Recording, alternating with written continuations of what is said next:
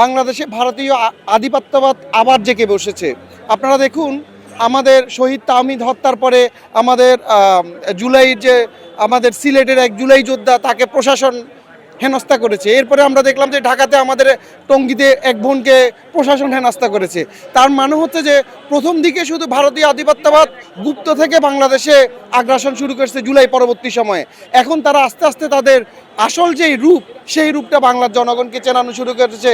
বাংলাদেশের প্রধান উপদেষ্টা সহ প্রশাসনকে বলবো, দ্রুত সময়ের মধ্যে আপনার প্রশাসন থেকে ফ্যাসিস্ট আওয়ামীপন্থী সকল যারা আছে তাদেরকে অপসারণ করুন।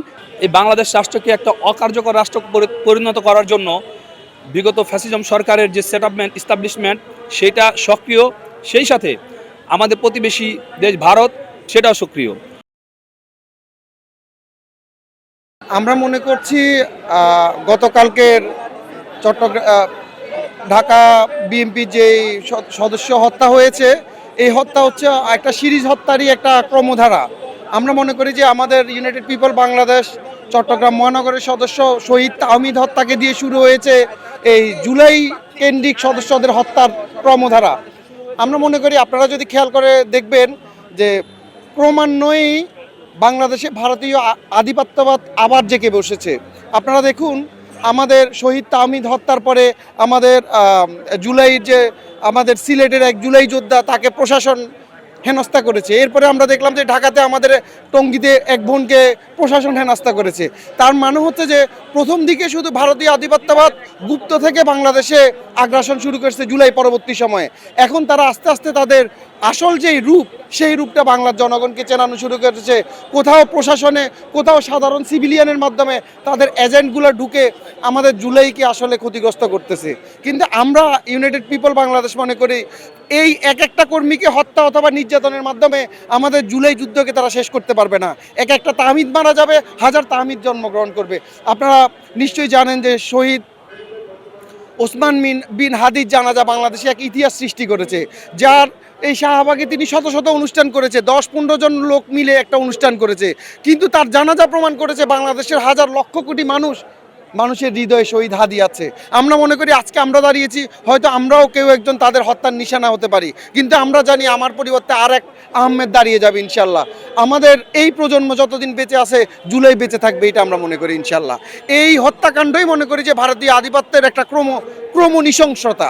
আপনারা দেখেন, আরেকটা কথা ভুলে গিয়েছি, আমাদের ক্রিকেটও কিন্তু তারা হস্তক্ষেপ করেছে। এই যে আমাদের মুস্তাফিজকে বাদ দেওয়ার মাধ্যমে তারা তাদের আগ্রাসন শুরু করেছে। একটা দেশে একটা প্লেয়ার খেলবে, সেই প্লেয়ারকে তারা নিরাপত্তা দিতে পারে না, আবার জোর করে আইসিসিতে বলে যে পুরো দল যেতে হবে, পুরো সাংবাদিক, পুরো দল, আমাদের পুরো লজিস্টিক সেখানে গিয়ে কিভাবে নিরাপদ বোধ করবে। তা আমরা মনে করি ক্রমান্বয়ে বিভিন্ন সেক্টরে তারা আমাদেরকে আবার নৃশংসভাবে আমাদেরকে আসলে হত্যাযোগ্য করে তুলছে। বাট এটা তারা চাচ্ছে এবং তারা বিভিন্নভাবে এই সমস্যাগুলো তৈরি করতে চাচ্ছে এবং এই নির্বাচনকে বানচালের তাদের চেষ্টা অব্যাহত আছে। এজন্য আমি বাংলাদেশের প্রধান উপদেষ্টা সহ প্রশাসনকে বলবো, দ্রুত সময়ের মধ্যে আপনার প্রশাসন থেকে ফ্যাসিস্ট আওয়ামীপন্থী সকল যারা আছে তাদেরকে অপসারণ করুন। তাহলে আগামীর যে নির্বাচন, এই নির্বাচন সুষ্ঠু হতে পারে। না হলে নির্বাচন সুষ্ঠু হওয়ার কোনো সম্ভাবনা দেখছি না। এখানে কি শেখ হাসিনার কোনো হাত আছে? হ্যাঁ, আমি অবশ্যই মনে করছি এখানে দেখেন, শেখ হাসিনা বাংলাদেশের বিরুদ্ধে গত 16 বছর যেভাবে ষড়যন্ত্র করেছে, একই সাথে শেখ হাসিনার হাত ধরে ভারত, দিল্লি যেভাবে ষড়যন্ত্র করছে, আধিপত্য বাংলাদেশে যদি দিল্লির আধিপত্য টিকিয়ে রাখতে হয়, আগ্রাসনটা টিকিয়ে রাখতে হয়, তাহলে কিন্তু বাংলাদেশে এই দিল্লির অনুগত কোনো শাসক এদেশে আসতে হবে। কিন্তু এখন যেহেতু বাংলাদেশে জুলাই গণঅভ্যুত্থানের শক্তিরা বাংলাদেশে আছে এবং নির্বাচন অংশ নিচ্ছে, এজন্য নির্বাচন যাতে না হয় সেটাই তারা চেষ্টা অবিরত করছে। এজন্য আমরা মনে করছি এর সাথে দিল্লি, মোদি এবং শেখ হাসিনা জড়িত আছে। বাংলাদেশ জুলাই পরবর্তী রাষ্ট্রের দিকে আপনারা ফোকাস করেন, তাহলে আপনারা দেখতে পারবেন বিগত সময় যে ফ্যাসিস্ট যে সরকার, সেই সরকার পুরো ব্যবস্থাটা কিন্তু আপনার বলবৎ আছে। এই বাংলাদেশ রাষ্ট্রকে একটা অকার্যকর রাষ্ট্র পরিণত করার জন্য বিগত ফ্যাসিজম সরকারের যে সেটআপমেন্ট ইস্টাবলিশমেন্ট সেটা সক্রিয়, সেই সাথে আমাদের প্রতিবেশী দেশ ভারত সেটাও সক্রিয়। সেই সাথে আমি আপনাকে একটা উদাহরণ দিয়ে বলবো, নির্বাচনের তফসিল ঘোষণার পরের দিন যখন শহীদ ওসমান বিন হাদির উপর গুলি করা হলো, পরবর্তীতে আপনি প্রথম আলো পত্রিকার একটা হেডলাইন দেখবেন, সেখানে উল্লেখ করা হয়েছে নির্বাচন তফসিল ঘোষণার পরদিন প্রার্থী গুলিবিদ্ধ। এই কথাটার মাধ্যমে এই নির্বাচনী সহিংসতা এবং নির্বাচনকে একটা বিতর্কিত করার প্রয়াস কিন্তু চালানো হয়েছে। সেখানে তো একবারের জন্য বলা হয় নাই জুলাই যোদ্ধা ইনকলাব মঞ্চের মুখপাত্র তাকে হত্যা করা হয়েছে। আমরা কি দেখতেছি, প্রচার মিডিয়া, আমরা দেখতেছি রাষ্ট্র এবং রাষ্ট্রের ভিতরে যে আমরা ডিপ স্টেট বলতে যে কথাটা বুঝি, তারা পুরো স্টেটমেন্ট চাচ্ছে এই বাংলাদেশ রাষ্ট্র হিসেবে ব্যর্থ হোক, যার কারণে যে শেখ হাসিনা যে রাষ্ট্রদ্রোহী খুনি হাসিনা, পলাতক হাসিনা, তার সময়কার বিষয়গুলিকে একটা নর্মালাইজেশন করার প্রক্রিয়া চলতেছে। আমরা জুলাই যোদ্ধারা আমরা বুকের শেষ রক্তবিন্দু দিয়ে আমরা এই অবস্থা প্রতিহার করবো ইনশাল্লাহ। এই পরিস্থিতিতে নির্বাচন সুষ্ঠু হবে কিনা আপনি কি মনে করেন? নির্বাচন সুষ্ঠু নিয়ে আমরা শঙ্কিত এ কারণেই আমরা দেখতেছি যে পরপর বিচারহীনতার কারণে জনমানুষের ভিতরে একটা আতঙ্ক তৈরি করবে। এই আতঙ্কের কারণে ভোটাররা ভোট কেন্দ্রে যেতে চাইবে না এবং তাদের সিদ্ধান্ত নেওয়ার ক্ষেত্রে তারা কিন্তু নিরপেক্ষ সিদ্ধান্তটা নিতে পারবে না, তাদের সিদ্ধান্তটা প্রভাবিত হবে।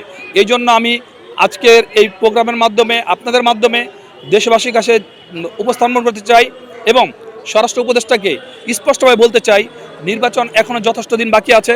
এর পূর্বেই আপনার যৌথ অভিযান চালিয়ে অবৈধ অস্ত্র উদ্ধার এবং বৈধ অস্ত্রকে জমাদানের কর্মসূচি নিয়ে আইনশৃঙ্খলা পরিস্থিতিকে একটা স্বাভাবিক অবস্থায় নিয়ে জনগণকে নির্বাচনের নিরাপদ এবং নির্বিঘ্ন ভোটদানের সুষ্ঠু পরিবেশ নিশ্চিত করার আহ্বান জানাচ্ছি।